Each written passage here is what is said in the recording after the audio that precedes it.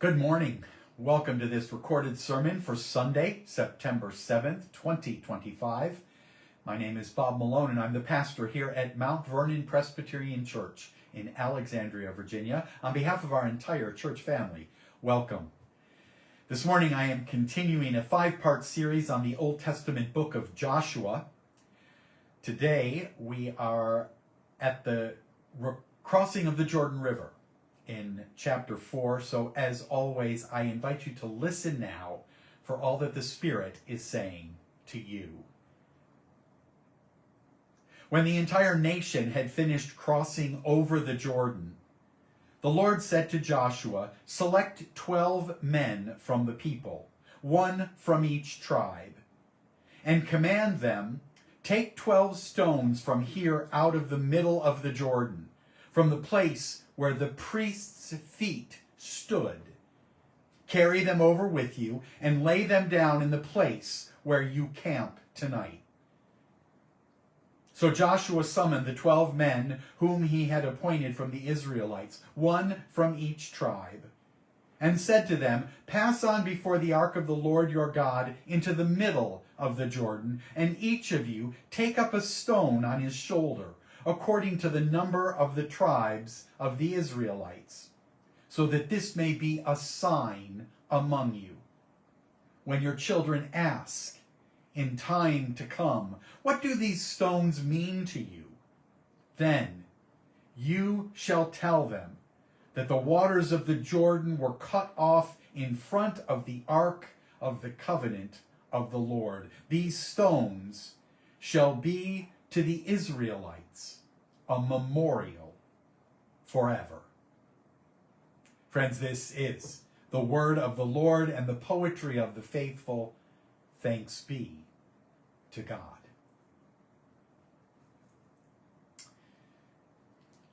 It was a thing in the 1970s. Healing services, which are an important part of the charismatic and Pentecostal traditions, that claimed the Spirit of God was lengthening people's legs. Did you know that it is very likely that your 2 legs are not the same length? It's true. It's known as LLD, leg length discrepancy. And I'm not kidding. Most people have 1 leg that is less than 2 centimeters, or about 3/4 of an inch, either longer or shorter than the other leg. So it is a very small difference, unnoticeable to most of us. But the difference is nevertheless real. And apparently, for a long time, supposed healers and miracle workers have known this. And they've tried to use it to their sneaky advantage. They've known it for a long time, but in the 1970s, at least in Western New York, where I grew up, it was a thing. My great aunt, Auntie, who I introduced you to last Sunday, would take me and my brother to these services. And my younger brother, I think to this day, still claims that his leg was lengthened. Me? Well, as you might expect if you know me at all, nothing happened to me. As I sat there in my chair with my legs straightened out in front of me, I watched and I waited, but nothing happened. I no doubt felt the preacher pulling on 1 leg in an attempt to make it appear as though it was growing right before my very eyes. But even then, I knew it was a hoax. Now, I am as willing as anyone, perhaps even more so than most, to respect and to make room for all kinds of religious beliefs.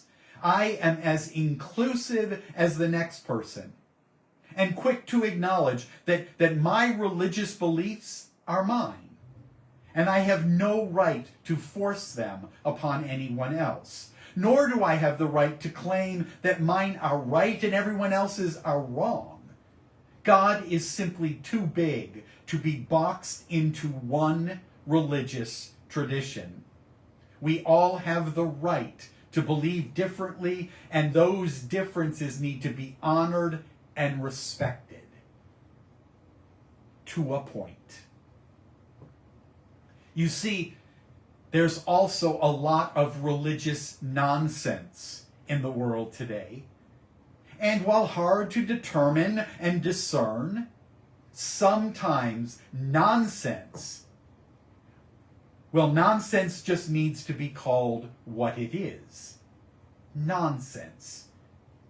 Nonsensical beliefs, illogical, unreasonable, and just not true. Considering all that was going on in the world in the 1970s, I find it very hard to believe that God could possibly care less about one of my legs being a little longer than the other. I mean, I had knee trouble even then, so if God was going to fix anything, he should have fixed my knee. Forget lengthening one of my legs. Forgive me if I sound a little harsh this morning. But that was the religious landscape in which both I and my wife grew up. And so we both know it quite well. Speaking in tongues, people getting up out of wheelchairs, cancers being cured. None of it was the miraculous work of God. And when we're afraid to just come right out and say that, well, then we become comfortable with all kinds of religious absurdities.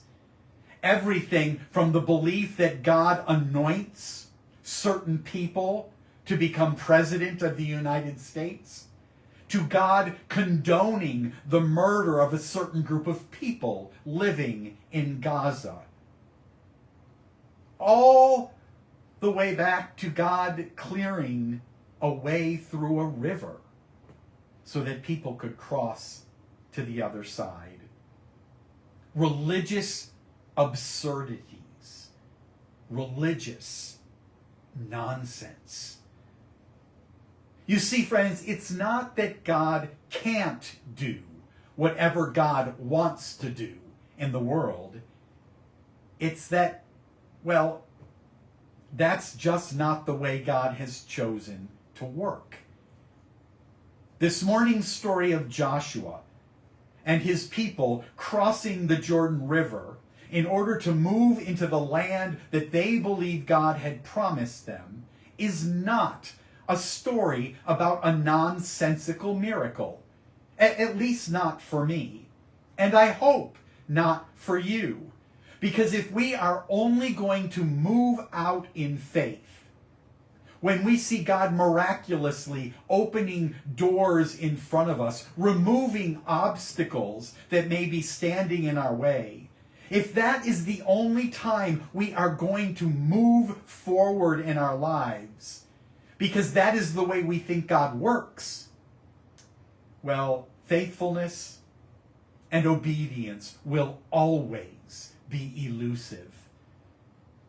Because while we think God may work in that way supernaturally, when we think only that way about God, what inevitably happens is we become passive observers in the world around us, standing around and waiting for God to work while we do nothing.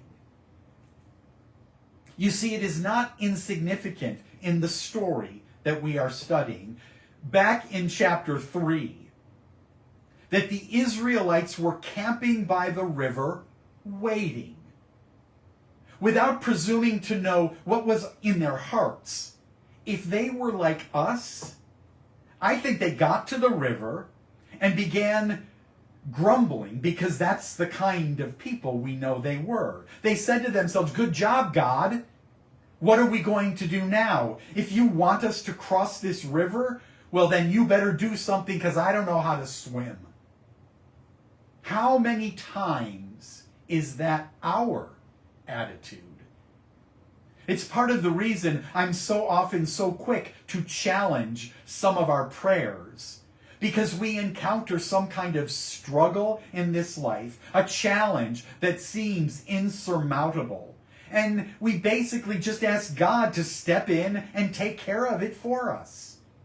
We camp out on the sidelines and wait for God to do what we think God is supposed to do. But that is just not how it works. In this morning's story, it's critical to note, again in chapter 3, that nothing happens until the feet of the priests touch the waters of the Jordan River. Nothing happens. The way was not made clear until the people began to take action themselves and begin to move forward. You have to notice that, because therein lies the heart of the message. Like any good piece of literature, when we look beyond the words, beyond the specific individual events of the story, we are able to discover the deeper meaning. The ones that are consistent with the way of Jesus and that don't require us to suspend our intellect in order to embrace them.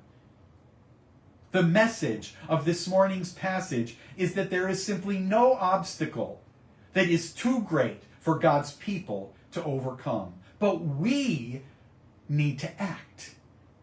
Because only when we do, only when we begin to take action, will the Spirit of God within us and around us move.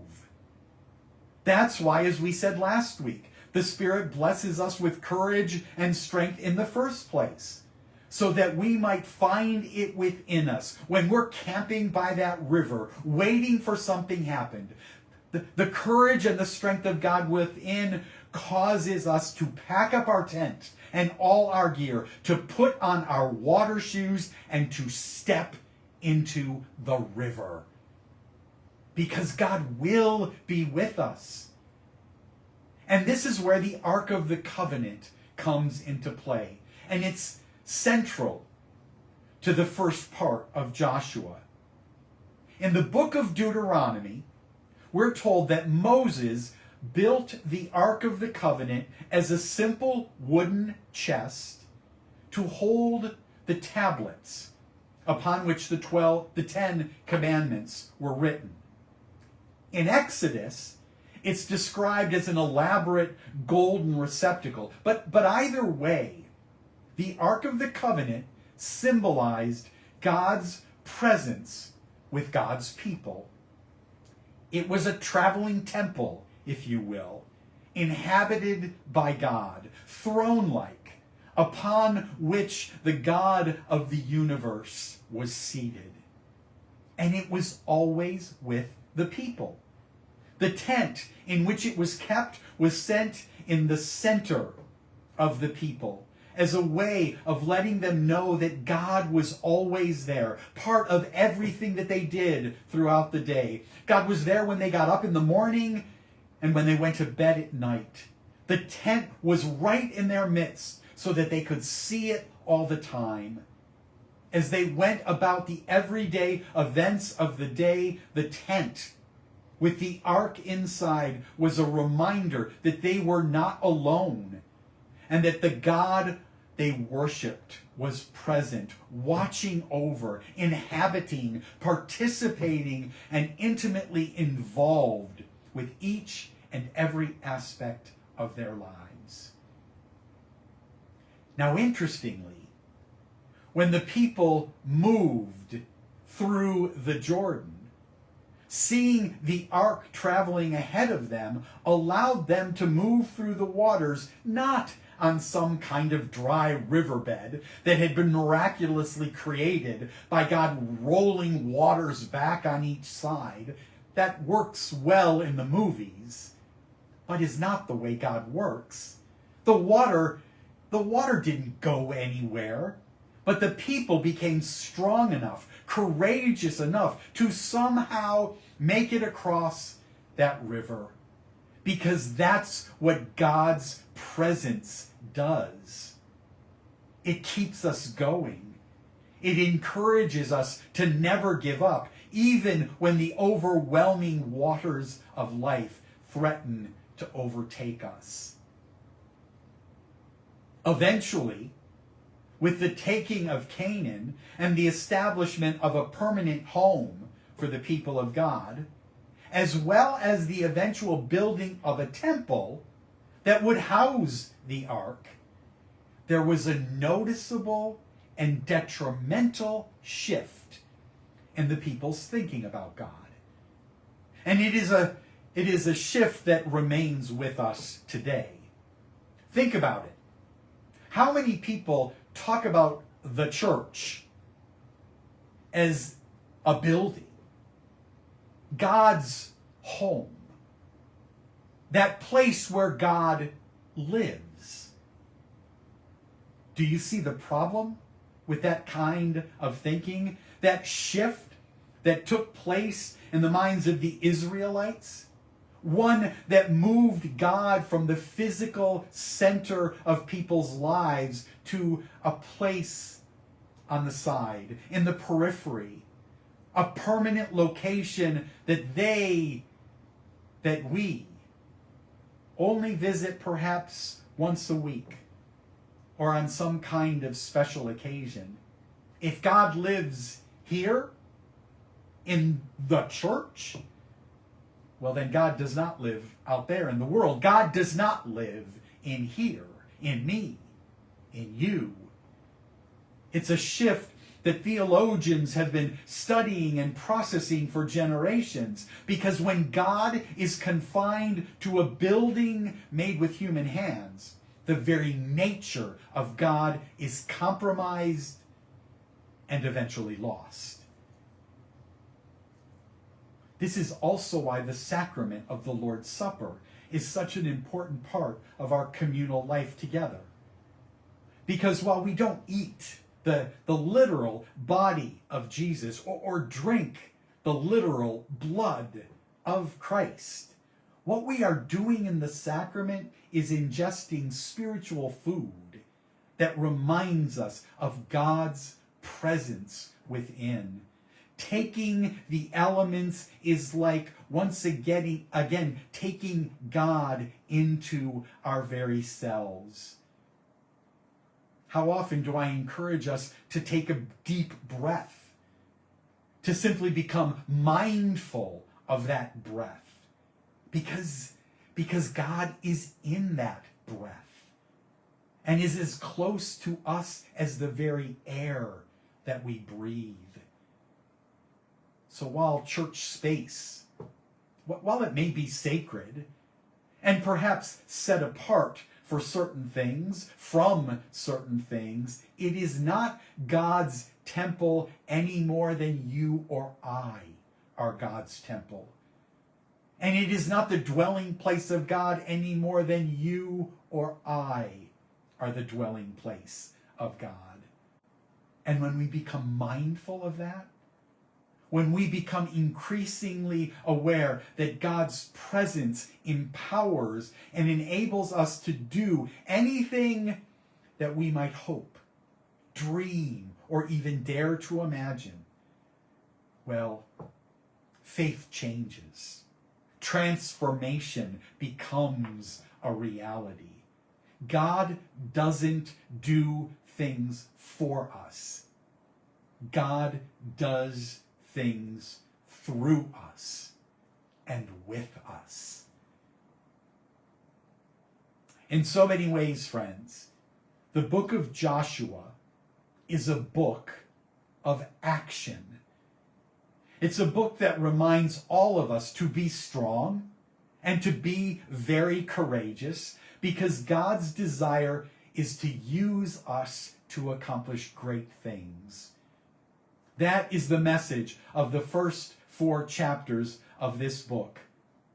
that by the Spirit's power within each one of us, we have the capacity to move forward in this life. Not because God is going to remove the obstacles in front of us, but because we have come to realize that we simply cannot sit on the sidelines forever, waiting for God to make the first move.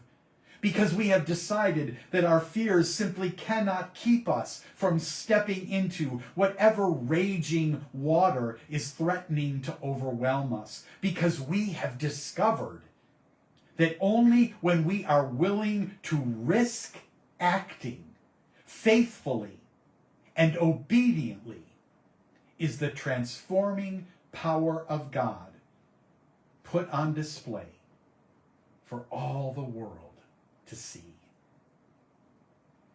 Man or myth? The story of Joshua is a story about moving forward no matter what, because God is always faithful. Friends, whatever waters are before you this week, keep moving. I look forward to seeing you right back here next Sunday morning, and until then and always, peace.